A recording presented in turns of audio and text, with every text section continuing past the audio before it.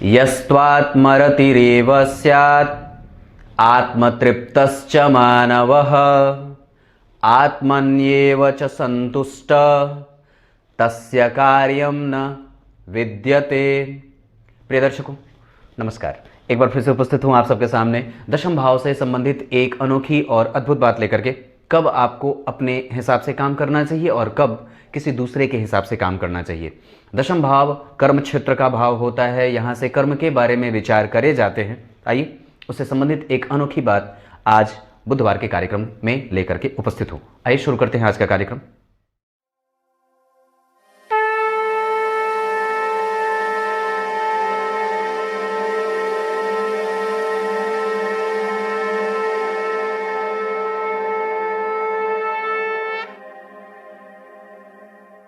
आइए अब आपको सीधे विषय पे लेके आता हूं।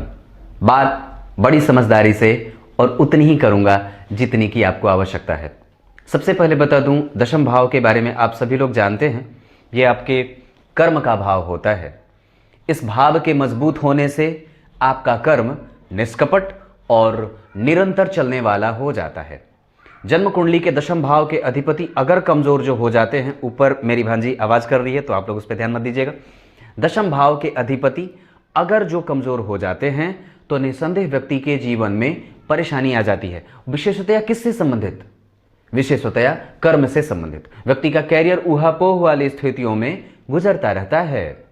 और एक बात बताता हूं, आपको कभी भी अगर कोई रास्ता न दिख रहा हो और अगर जन्म कुंडली में ये स्थिति जो मैं बता रहा हूं अगर वो घटित हो रही हो तो निसंदेह ये काम कर लीजिएगा, आपको लाभ मिल जाएगा। करना क्या है और देखना क्या है मैं बता देता हूं।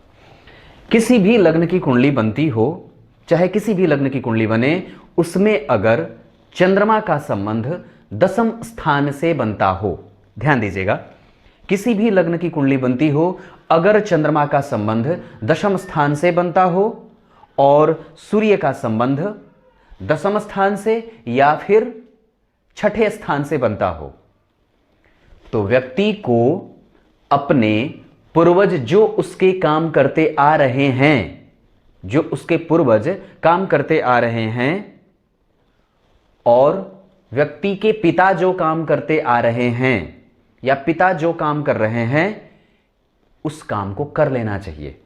और एक बात बहुत गंभीरता से विचार करके बताता हूं, मैंने ये बात बहुत सारी कुंडलियों में घटित होते देखी है कि अगर दशम भाव का संबंध, अगर दशवें भाव का संबंध छठे भाव से बन जाता है तो व्यक्ति के पिता भी नौकरी करने वाले होते हैं, या अगर व्यक्ति प्रयास करे तो व्यक्ति को भी नौकरी मिल जाती है। जातक का पिता भी नौकरी और उच्च पदस्थ अधिकारी या ऊंचे पद पे काम करने वाला होता है और व्यक्ति को भी नौकरी का प्रयास जरूर कर लेना चाहिए।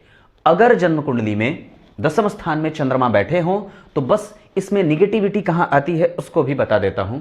अगर चंद्रमा पक्ष बल से कमजोर हैं, अगर चंद्रमा पे राहु केतु का प्रभाव ज्यादा है या फिर वो कमजोर हो रहे होंगे, अगर मान लीजिए वो बिल्कुल ही कमजोर हो रहे हों, उनको पक्ष का बल बिल्कुल ना मिल रहा हो, या शनि यहां से देख लेते हों या शनि यहां बैठ करके उसको देख लेते हों, तो परेशानी कहां आएगी?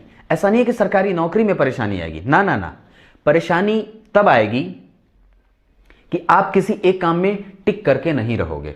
साल दर साल, वर्ष दर वर्ष काम बदलने का एक पता नहीं मन यूं ही करता रहता है और वो ये कहता है कि काम बदल लेते हैं, बहुत दिन यहां पे काम कर लिया और बेचैनी दे देते हैं वो। और एक बात बताऊं, एक बात बताता हूं, दरअसल जन्म कुंडली में अगर चंद्रमा दशम स्थान से संबंध बना लेते हैं तो व्यक्ति को एक जगह काम नहीं करने देते हैं और उससे आपको लड़ना ही पड़ता है। और यह स्थिति तब और भी ज्यादा बदतर हो जाती है जब कुंडली में चंद्रमा को कहीं से भी बल ना मिल रहा हो और वो परेशान होते हों। कैसे? अगर बल उनको तब मिल जाएगा जब गुरु देख लेंगे और वो गुरु 12वें के, 8वें के और 6वें के अधिपति न होते हों। ऐसी स्थिति में कि अगर गुरु यहीं के अधिपति होते हों, सूर्य के साथ बैठे हों, तो इनकी दृष्टि यहां जाएगी, तो फिर ये जो स्थिति मैंने बताई काम में लगातार बदलने वाली स्थितियां, उसको वो ड्रॉप कर देते हैं, उसको नहीं होने देते।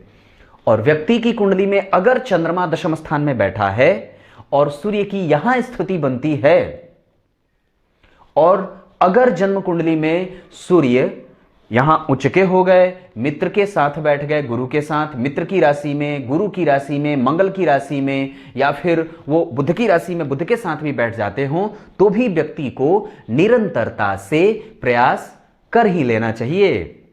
और ये कभी भी भूलने वाली बात नहीं है, याद रखने वाली बात है। एक बात और बताता हूं, जन्म कुंडली में अगर गुरु यहां बैठे हों, ध्यान दीजिएगा, बहुत बड़ी बात है ये। जन्म कुंडली में अगर गुरु नवम भाव में बैठे हों और सूर्य अगर लग्न में बैठे हों और चंद्रमा अगर यहां बैठे हों, अगर गुरु यहां बैठे हों, सूर्य यहां बैठे हों और चंद्रमा अगर यहां बैठे हों, तो निस्संदेह व्यक्ति को सरकारी नौकरी का प्रयास कर लेना चाहिए या पिता के साथ जुड़ करके अपना काम चला लेना चाहिए। जो पिता कहें वो मान लेना चाहिए, गुरुजन जो कहें उसे स्वीकार कर लेना चाहिए और बहस नहीं करनी चाहिए। इतनी सी बात थी, सोचा आपको बता दूं। कैसा लगा? क्या आपकी कुंडली में भी सूर्य छठे भाव में बैठे हैं? क्योंकि वो कई बार यहां से लाभ देते देखे गए हैं, और अगर गुरु की दृष्टि यहां हो, चंद्रमा यहां बैठे हो, तब तो परेशान होने वाली कोई बात ही नहीं है और निसंदेह व्यक्ति की गाड़ी कैरियर को मजबूती दे देती है। अगर यही स्थिति नवमांश या दशमांश में भी बन रही हो कि चंद्रमा अगर दशम स्थान में बैठे हों, या फिर दशमांश कुंडली में भी अगर चंद्रमा दशम स्थान में बैठे हों, कहीं से गुरु की उन पे दृष्टि पड़ जाए या सूर्य भी देख लें, तो भी व्यक्ति को दो चीजों का प्रयास कर लेना चाहिए। व्यक्ति को कृतज्ञ नहीं बनना चाहिए, कृतज्ञता का पालन करना चाहिए और पिता का आदर करते हुए उनके साथ जोड़ करके जो वो काम करते आए हों, अगर कुछ ना मिले तो उसे ही संभाल लो और वही काम में रत हो जाओ। आपके जीवन की नैया यूं निकल जाएगी, क्योंकि ये वो भाव होता है जहां से ये हमें ये इशारा करता है कि कहीं भटकने की आवश्यकता नहीं है भाई। जब मैं तुम्हारी कुंडली के छठे भाव में बैठा हूं तो क्यों किसी के पास जा रहे हो? तुम्हारा पिता तुम्हारे साथ है और वो आपकी नैया पार लगा देगा। बस इतनी सी बात थी। कैसा लगा कार्यक्रम? जरूर बताइएगा। अब कार्यक्रम के आरंभ में बोले गए श्लोक का अर्थ बता देता हूं। गीता जी के 3 अध्याय के 17वें श्लोक में भगवान ने बात कही है। क्या कही है? अपने आप में संतुष्ट हो जाओ और अपने आप में ही मस्त मगन होते रहो। जिनकी कुंडली में शिवयोग घटित होता है ना, वो ऐसे ही होते हैं, एकदम अपने आप में मस्त मगन रहने वाला, जो किसी से ना तो लेनी है और ना किसी को देने की चिंता है। श्रावण मास में जो लोग जन्मे होते हैं वो भी ऐसे ही होते हैं, शिव जी का प्रभाव जो उन पे होता है। तो दरअसल उस व्यक्ति का तो कोई कर्तव्य ही नहीं है। ये मूल श्लोक का मूल अर्थ है जो अब मैं बता रहा हूं। क्या है कि उस व्यक्ति का तो कोई कर्तव्य ही नहीं है जो अपने आप में ही रमा हुआ हो और उसको ना उधो की लेनी है ना माधो को देनी है। बड़ी गंभीर बात है ये, तो जरा सोच लीजिएगा। अब चलूं, तब तक के लिए इजाजत दीजिए। कल एक बार फिर से उपस्थित होंगे आप सबके सामने। कल का कार्यक्रम भी देखना मत भूलिएगा, कल गुरुवार का कार्यक्रम है। तब तक के लिए सभी लोगों को जो भी मुझे प्रत्येक दिन कमेंट कर रहे हैं, अब वो कार्यक्रम भी आने वाला है जिसमें मैं आप लोगों की प्रतिक्रियाओं का उत्तर देने वाला हूं। देखता हूं कब बना देता हूं। तब तक के लिए बहुत बहुत नमस्कार।